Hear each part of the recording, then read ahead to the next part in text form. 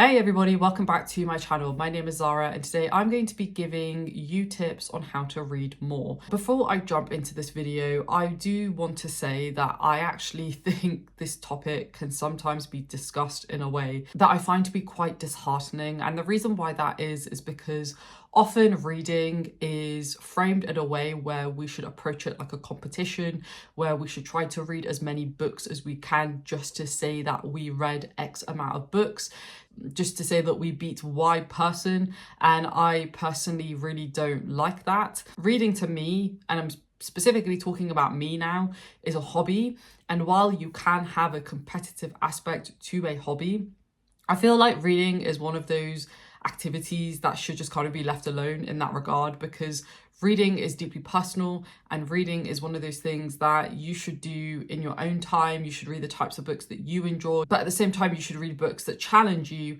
But I don't think we should be underpinning that with trying to read as many books as possible. I have seen videos in the past of people giving tips, and often those tips are things like read short books so that you can increase your number, as an example. And that to me is absurd. I get trying to gamify the experience if you want to reward yourself after reading a particularly long book, as an example.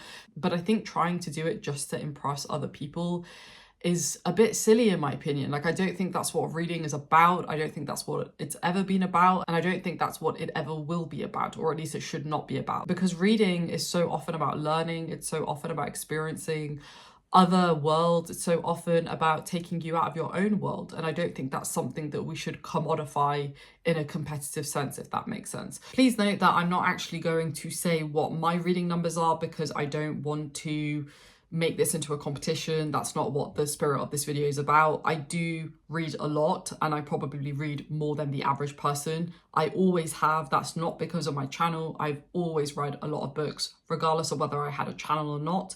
But now I just talk about the books that I read. That's all BookTube has really enabled me to do, which is talk about the books that I love and then talk with other people who also both enjoy and dislike the books that I talk about. So there is an individual aspect to it, but there is also a community aspect to it. But as I mentioned, I'm not going to be listing how many books that I've read last year or the year before that, because that's not the purpose of this video. So the first tip that I will give is that treat it, and I've already kind of hinted at this, and that is treat it as you would any other hobby. Now, I have a bunch of different hobbies, but I'll give you one example of another hobby that I have. I am learning Japanese. I've talked about this before on my channel. As I've been going throughout this process, I have had to ensure that I carve out time to make sure that I'm relearning the basics that I've been learning from my tutor. So I do have a tutor that I work with every single week, but that's not enough. I have to make sure that I have time outside of that to make sure that I'm really internalizing those lessons that I've learned and that I'm practicing my vocabulary and all of those things.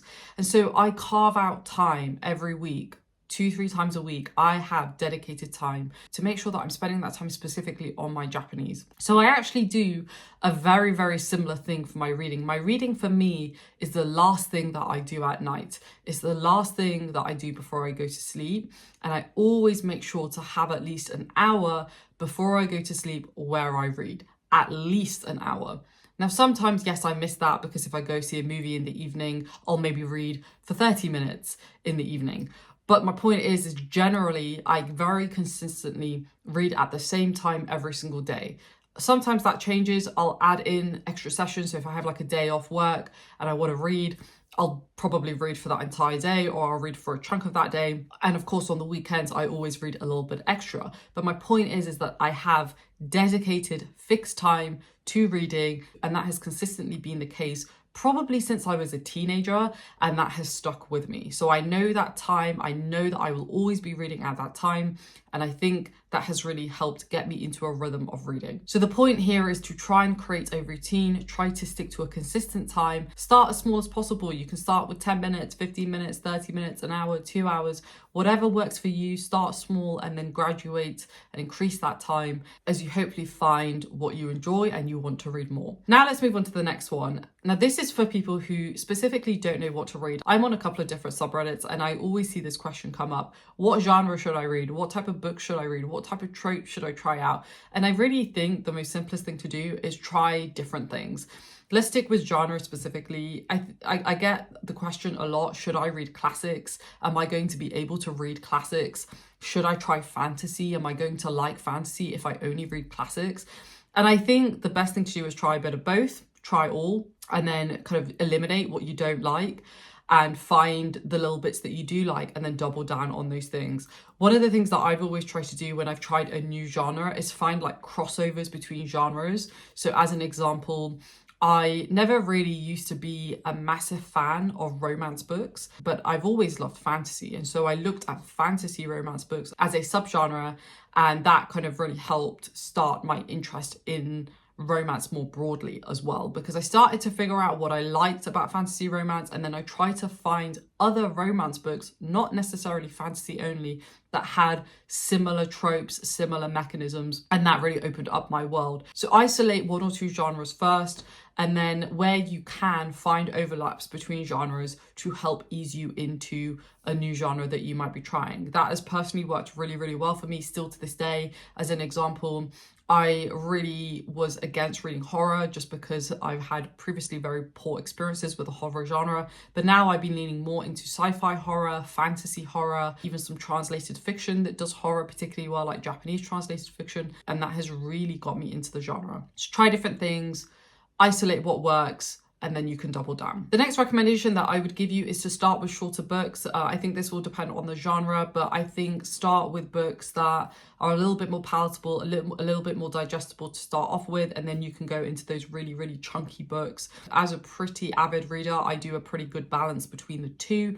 But, you know, the point is that even I really like shorter books to kind of balance out some of the bigger books that I've read. Whenever I test out a new genre, I generally start with shorter books as well, because it gives me, you know, a sense without having to commit too much time to it. So definitely consider that. The other piece that I would give you is, this is particularly relevant to classics. I generally wouldn't recommend most people to read the really heavy hitter, chunky classics as their first book. I'll give you a very specific example. Crime and Punishment by Dostoevsky. I wouldn't probably recommend most people to start with that book, but I would recommend that you start with more modern classics. There's a whole ton of incredible modern classics that have been written in the last 100 years that are written perhaps in a more accessible way that will ease you into reading books that are, you know, thematically very timeless, but with much more updated language. That's not to say never read Crime and Punishment. I just think sometimes people try to do the heavy hitters first, they overwhelm themselves, and then that puts them off reading long term, which I think is really unfortunate and quite sad. So I think ease yourself with the modern classics, and then you can start hitting the heavy hitters as well. Next, I'm going to talk about formats. As we all probably know, there are a multitude of different formats that you can use to read books. You can read them physically in a book, you can read them digitally on a Kindle or a Kobo or any other type of device, and you can also listen to an audiobook. Personally, you should just do what works for you. Try different formats for different types of genres. As an example, for me,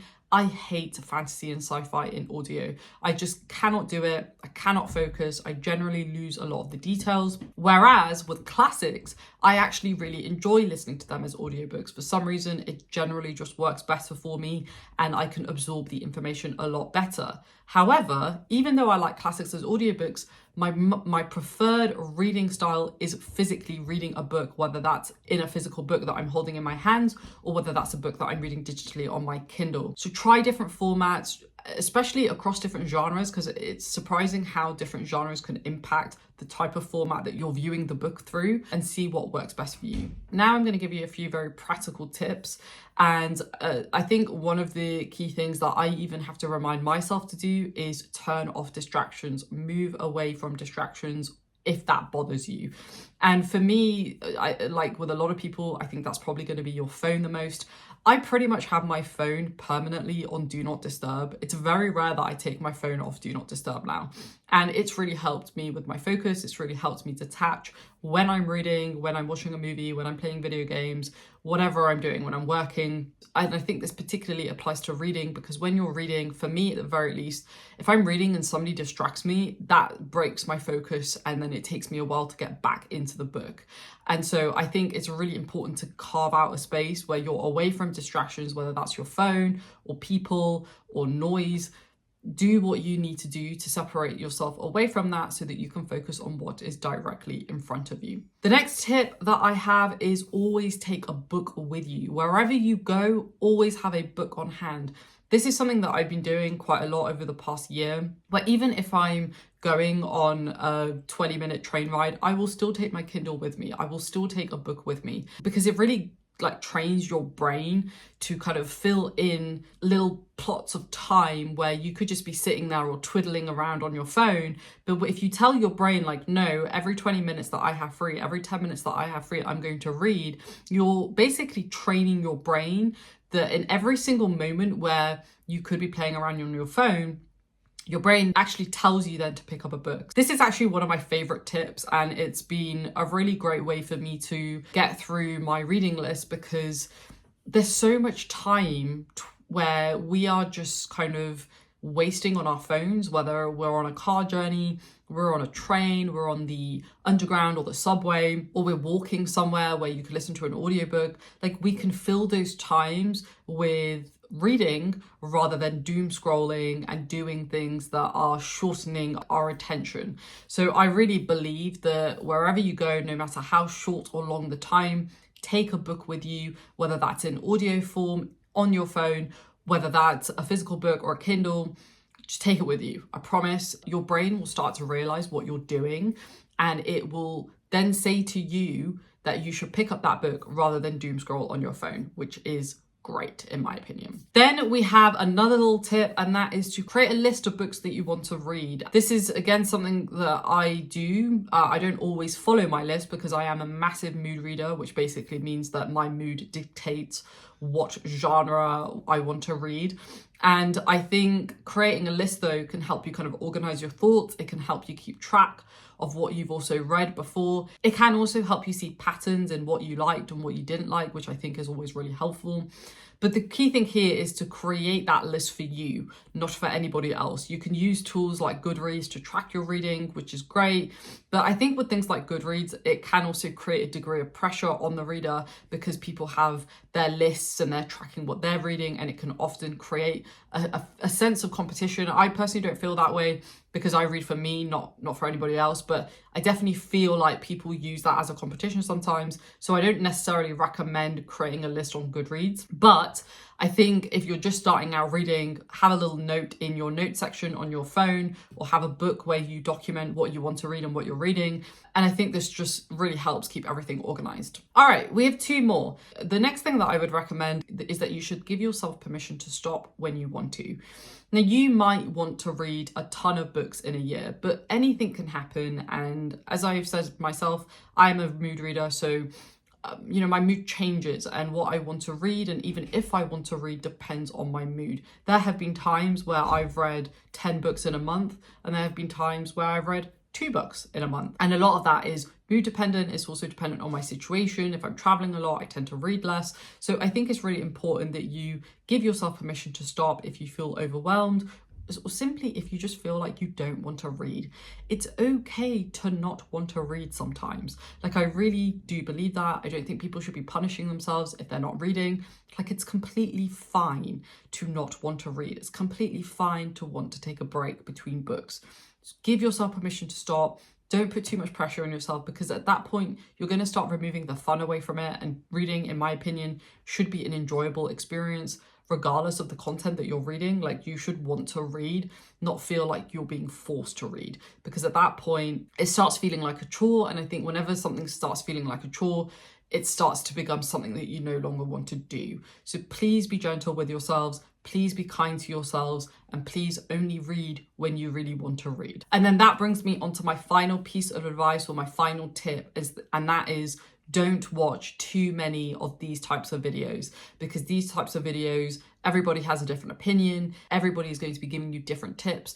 And I think even that in itself can be very overwhelming. And I think as soon as things start to feel overwhelming, that can often make people feel like not even embarking on this sort of hobby, which is really, really sad. The whole point of this video is to hopefully maybe enable 1 or 2 people to pick up a book and do it in a way that doesn't make them put too much pressure on themselves. But the very idea of this type of video can also put pressure on people. So I really do believe, Don't overdo it, don't overthink it. Just go back to basics like how you would with any hobby. If you're really interested in giving something a try, carve out small bits of time for yourself and then just take it from there. If you're not liking it, try different genres, try different tropes, try different authors. If you are liking it and if you are finding books that you're really liking, then you can really double down on those efforts. Don't overthink it is probably my final piece of advice.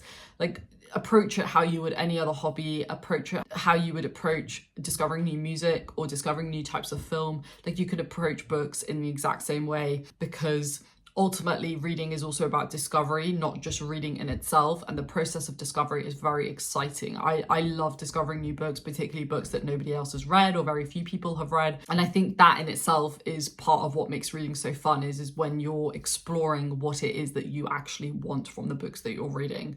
So don't watch these videos too much.